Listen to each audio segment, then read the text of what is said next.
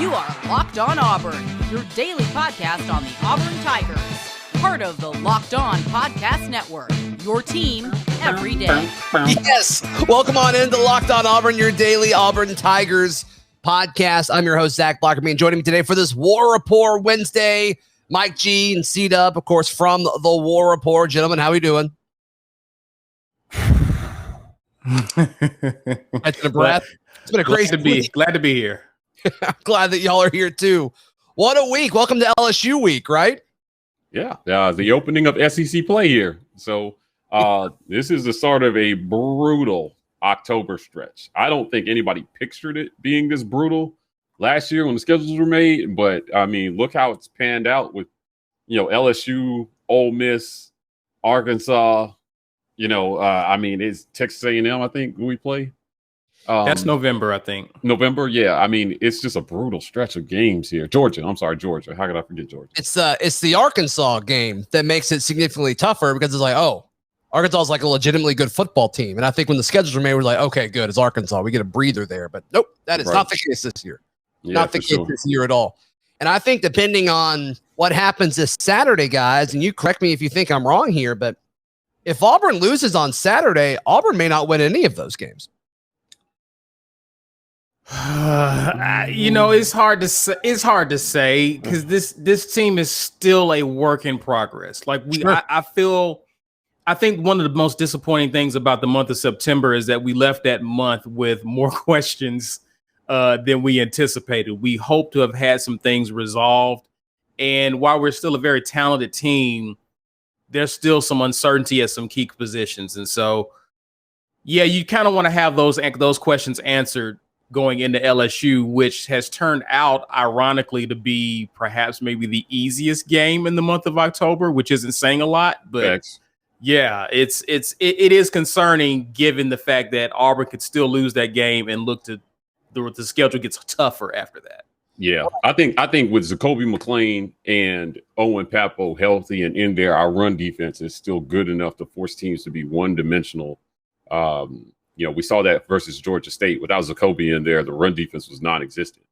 After he came in the half, they shut everything Georgia State could do down, to the tune of barely 80 yards of offense in the second half. So they're I think in any reasonable scenario, fans should be happy with a split 2-2 next month, right? But I still think outside, this may be a little bit of the homer in me, like, I still think all those games are winnable right now. So it just depends on how do we look at LSU, right? Who plays quarterback, and then what kind of game plan do we employ? Mm-hmm.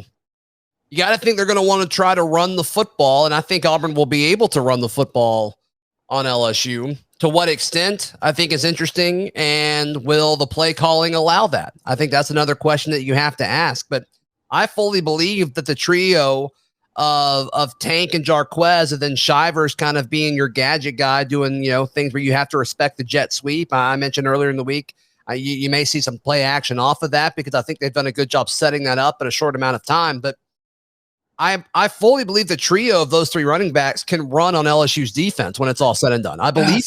But here's the caveat, Zach. Okay. Only if we can stretch the field a little bit, because now you have a team that's coming in with better athletes than Georgia State. And here was the formula Georgia State employed.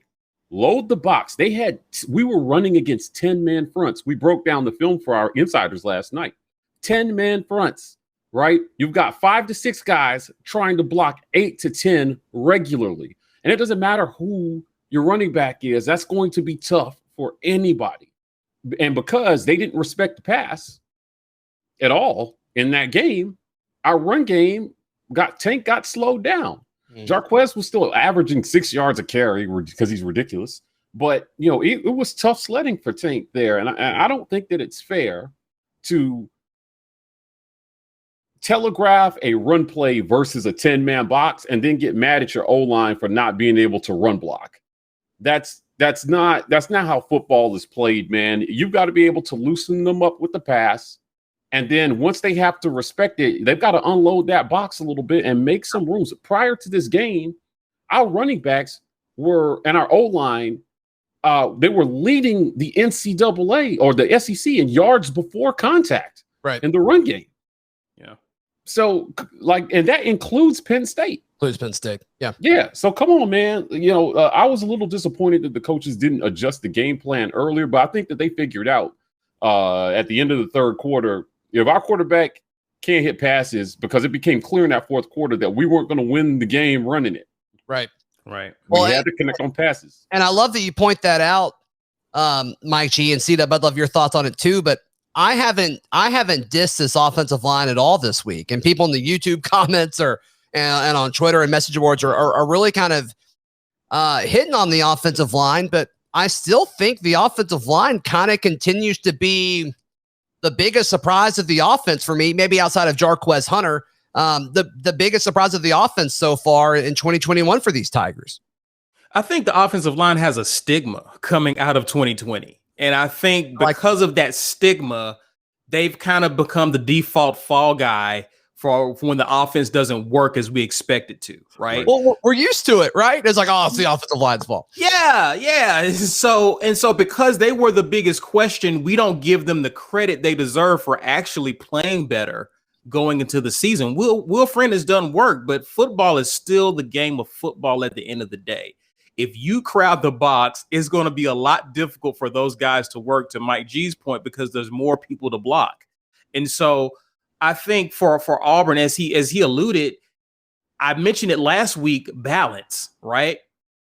A perfectly balanced team forces a defense to play you more honestly.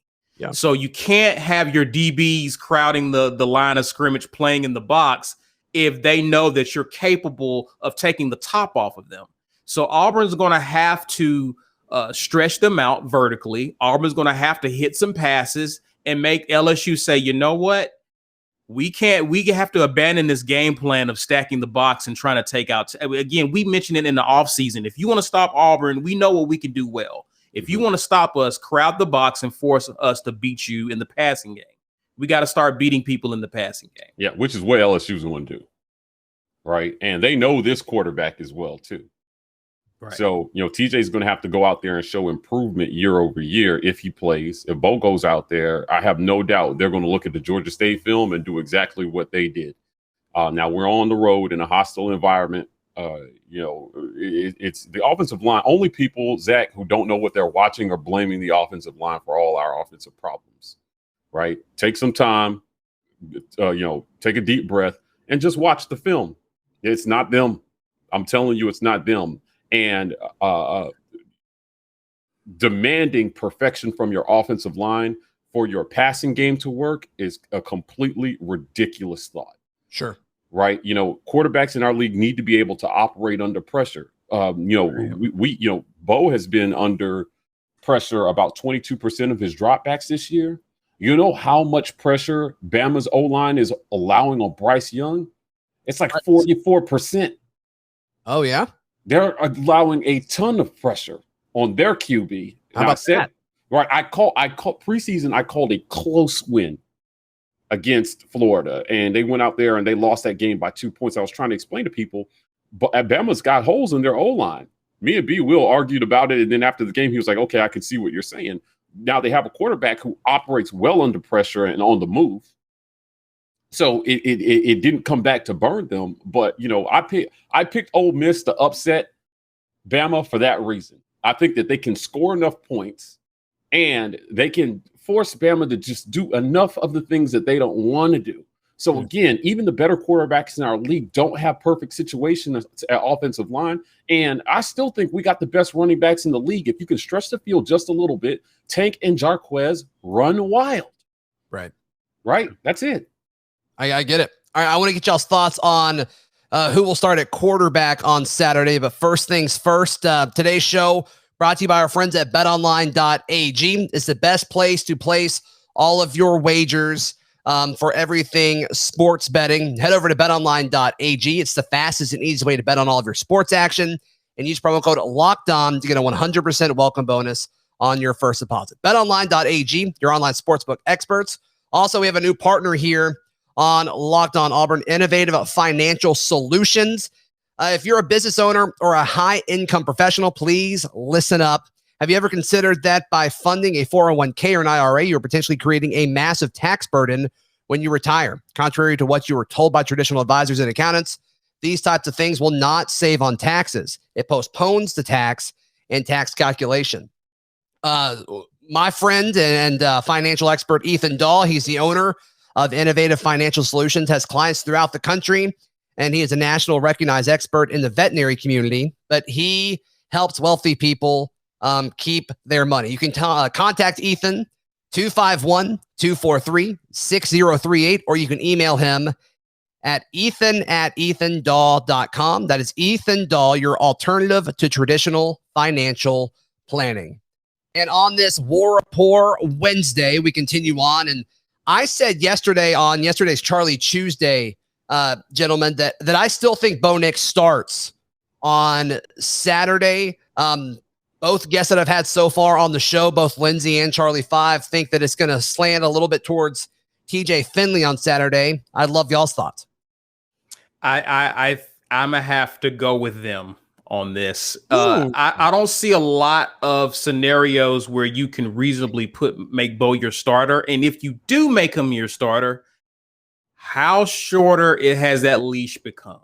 Oh, right? It's virtually just a handle at this point. It's not a leash. You know what I mean? So if it's that short, why do you start him? Anyway, yeah. Right? Why do you start him? And if he's injured, why would you start an injured QB? When you look at it these ways, I don't see realistically how you start this guy. I really don't. And I think for what we're asking the QB to do, and let's just talk about Bo Nix's shoulder injury. There are some issues that we see even this year with Bo that has nothing to do with the shoulder. And in order to take the top off the defense, you need a QB who's going to be able to see the field. Now, Finley does a better job of that. We kind of want him to improve on going through his progressions a lot faster because we're in conference play. The speed of the game has increases, right? So there are some things with TJ that's going to need some work, but I'm hoping that comes with reps. And so I think given the situation we have at quarterback and what LSU is going to try to force us to do, we already have seen on tape what TJ can do versus what Bo can do presently. And so he's my lean in that regard. Mike G? Okay, so along the same line of thinking, and I think it was Charlie 5 that came on this wonderful show, our guy, Zac Black. And he pretty much said, there is no risk to starting TJ in this game because you can always go back to Bo if it doesn't work out. Yeah. Right. If he plays terribly. And then people will realize, well, this really is the best we have.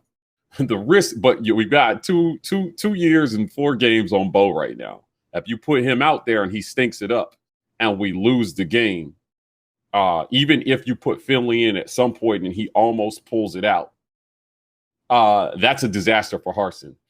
Zach, hear me. Zach attack. Sure. I cannot watch another coach bet his career on Auburn on Bo Nix.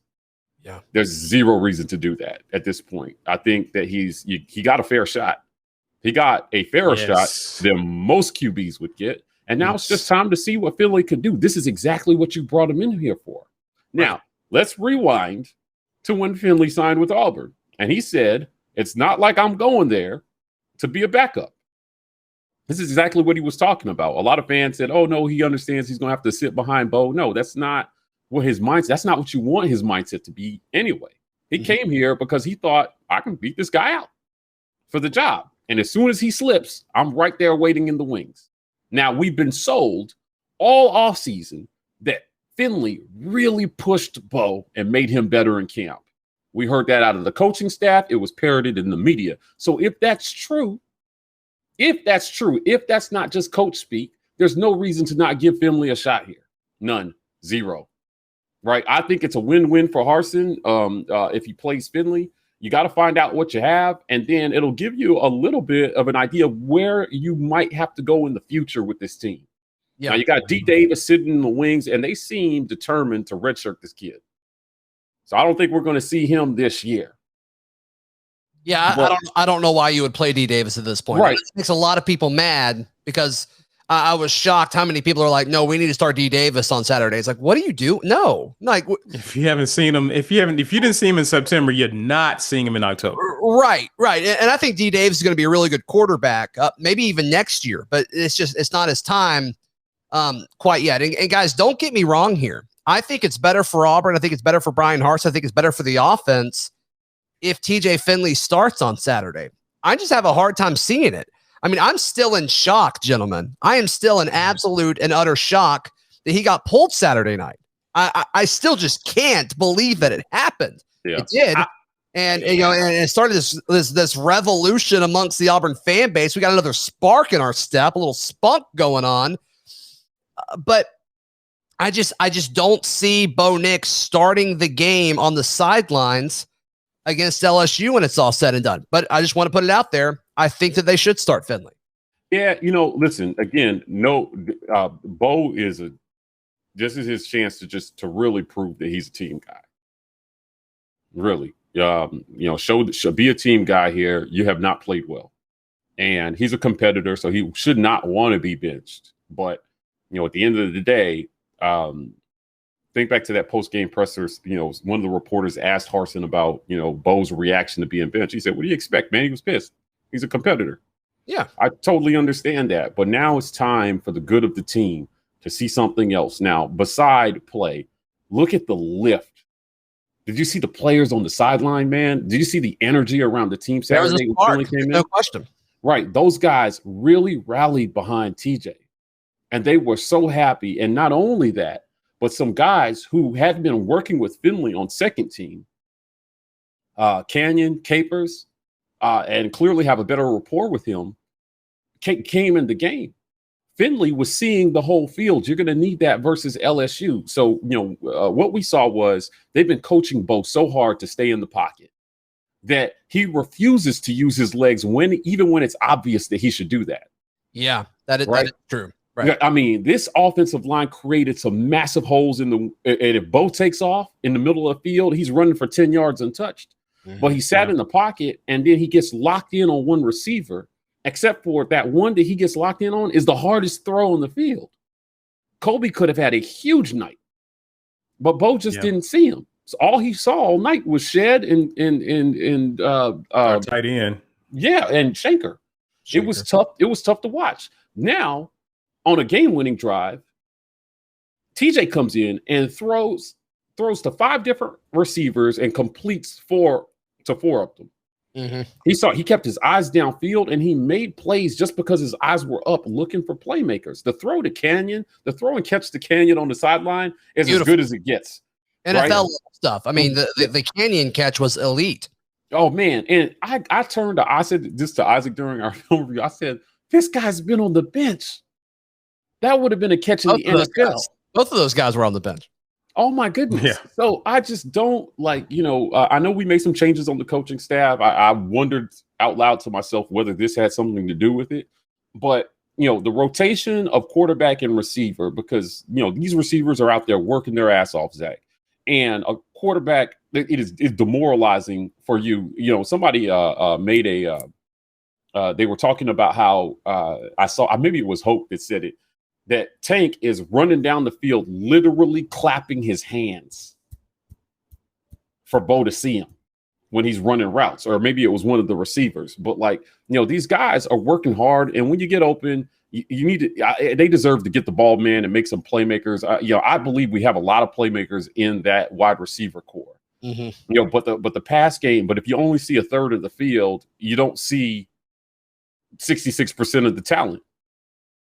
And imagine being a receiver or a pass catcher, and you get open, and you do get targeted, and it's just he just misses. The throw to Canyon in the back of the end zone is a perfect example.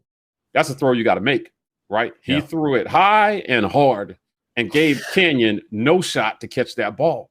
Well, he was never comfortable. He was never comfortable in the pocket, and it's one of those things for. Again, when you watch the film, if that first read isn't there, and Bo has been coached not to leave the pocket, it's almost panic time for Bo. And so not remembering to set your feet, not remembering to step up in the pocket, climb the pocket, he's throwing off of his, like those bad habits creep in, and he's missing guys who are wide open. And it becomes frustrating for those receivers who've done all they could do to get open, only for the ball to sail over their heads. Yeah. Think about this too, Zach, right? In line with Caesar saying, the focus on fundamentals is still a discussion 4 games into the season. Yeah. So it is hard to even focus on more complex offensive concepts because you're still coaching fundamentals to your quarterback 4 games in, and 3 years in. Right. Yeah. The climb that Bo had to do in one offseason was always going to be a tough. His talent ceiling is high. So a lot of people were confident that he could get the Joe Burrow type makeover. And I try to explain to people, I was like, Burrow didn't have some of these problems. He was always a good quarterback. He was just, again, in a supremely talented quarterback. Right. Those 2 guys at Ohio State that he was behind before he transferred to LSU were really good. Mac Jones, he sat behind Tua and Jalen Hurts. He arguably had the best season of the 3. Right. Yeah. With Bo, that hasn't really been the issue, man. Like, I think personally, hot take, I think his time at Auburn is winding down to an end here. I think he's gotten all that he can get from this program, and he may need a restart. Bo's time is coming to an end? Yeah, definitely. He'll transfer? I think by the end of the season, it'll be time for him to look at something else. I don't see any reasonable scenario where he starts for Auburn football a 4th year. I can't see it. Not with the talented freshman that's coming in and TJ Finley's still here, right? If Finley does a serviceable job, I think Bo's done based on what he's produced. So see, and we'll definitely see if Finley gets the chance. Today's show brought to you by our wonderful friends at Built Bar, the best tasting protein bar on the planet. It's a protein bar that looks and tastes like a candy bar. This week, they have a limited time flavor. It is cookie dough chunk. I had it for breakfast yesterday. Very, very good. They sent us a box. It's delicious. All their bars are delicious. They're all covered 100% in chocolate. Whether the flavor is mint brownie, peanut butter brownie, double chocolate, salted caramel. They also have fruity flavors if that is your thing. But they're all very high in protein, very low in calories, very low in sugar. And like I said, they taste delicious. Go to built.com and use promo code Locked15. You'll get 15% off your first order. Use promo code Locked15 for 15% off. That is at built.com. And I'll bring the War Rapport guys back in here. So just I want y'all's thoughts. Well, first thing, tell everybody about everything that's going on at the War Rapport. Listen, last night we finished up our film review. This is our most popular in-season thing where we break down every single game. So it's one thing. Many people watch the game. Very few watch the film.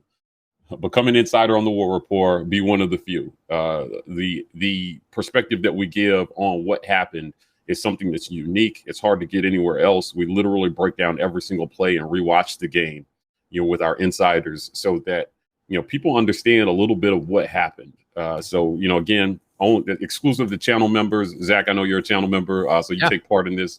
It's a lot of fun. It's something that we enjoy doing. Other than that, we're coming at you guys with content 6 days a week. We're live on game days. You can check us out on every social media platform. We are the War Rapport on everything, and TW Rapport on TikTok. Yeah, you guys do a great job. And like you said, I am a member of y'all's channel. And if you're watching, especially if you're on YouTube, go check out our these guys at the War Rapport. Then if you're on the podcast, be sure to log into YouTube later and check out these guys and sign up. The extra content that you get is worth every single penny. You guys absolutely kill and do a great job. So I want to hear y'all's thoughts on how you expect this game Saturday to go between Auburn and LSU. C-Dub, what are your thoughts? I would like to see the run defense pick up where it left off in the second half of the Georgia State game. Right. And I want to see them make LSU one-dimensional. Last week against Mississippi State, we saw Max Johnson. He had a good game, but he was the beneficiary of some busted coverages with Mississippi State, and he still didn't really torch their secondary, or LSU didn't get a lot of yards total in that game. Mississippi State was actually right there with them in terms of actually had more yards than they did and we're playing pretty well. It's just those busted coverage really is what made the difference for LSU and allowed them to hold on. The secondary, for all of its weaknesses, if they're able to stop LSU in the run game and make them one-dimensional, I think we could live with giving up 2 scores, maybe even 3 scores in the secondary, so long as Auburn can be balanced on offense and be able to make some plays downfield in terms of the passing game. They got to help out the run game. They got to help out Tank, and they got to help out Shivers. They got to help out Hunter. They got to help those guys out by getting some new faces, your Canyons, your Capers, and these guys can go get the ball, man. Like I was so impressed with their ball skills and how they're able to make a play. And these are certain things we haven't really seen through the month of September. So if they can get that worked out, I'm looking for Auburn to actually go into LSU, despite how, from an optic standpoint, how we looked last week. I'm looking for them to go in and actually come away with the first win in God knows how long, right? So those are the things that I'm looking to see. I'm looking for the D line, the front 7 to actually assert itself and make life tough for LSU, right? So that the pressure's on Max Johnson, and then I just expect us to actually show that we can throw a forward pass when need be. You think Auburn wins, C-Dub? The orange and blue that pumps in my heart says yes. Okay. I'm a little nervous. I was kind of the 4 of us on the War Rapport, I've been kind of the negative Nancy in the offseason as terms of predicting what Auburn will do, right? Okay. I had us losing this game in the offseason. But after seeing that this is perhaps one of the more vulnerable LSU teams that we've played or will play in a while, this is a great opportunity for Auburn to take advantage of it and win in Baton Rouge.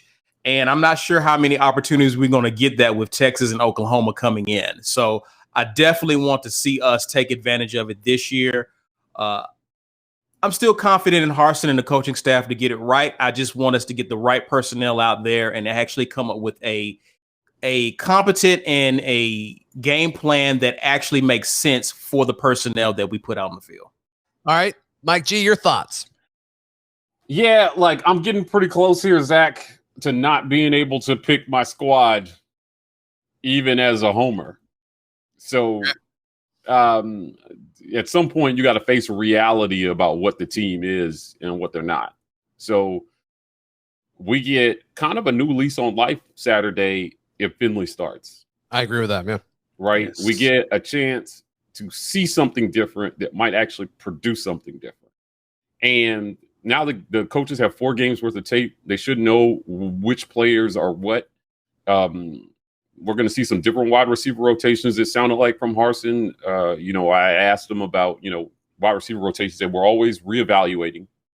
And, I think when you look at the tape from Saturday, I don't know how Canyon doesn't play. Right. I don't know how Capers doesn't get time. Throw the ball at Malcolm Johnson a little more. Right. And Kobe has shown up. So those 4 guys I expect to see a little bit more of and a little bit less of some others. And I think this is a game that Auburn can win. This is a winnable game. Sure. Our quarterbacks were combined 51% in the passing game against Georgia State. That can't happen again. No. We need to be in the mid-60s to win this game.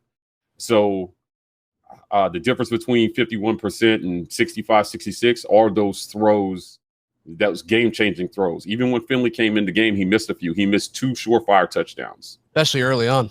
Yeah. Right now, I'll give him a little bit of reprieve because he came off the bench cold, was probably amped up. But, I got to give him credit for the passes that he did hit as well, too, that were pretty amazing throws. Sure. So, if we can pass the ball somewhere in the mid-60s, I think that Auburn wins this game. I'm not going to say easily, but I think that we can have a good day. If Owen Papo comes back at least at 85% to help plug that run game, then I could see this. UCLA ran all over LSU. Mm-hmm.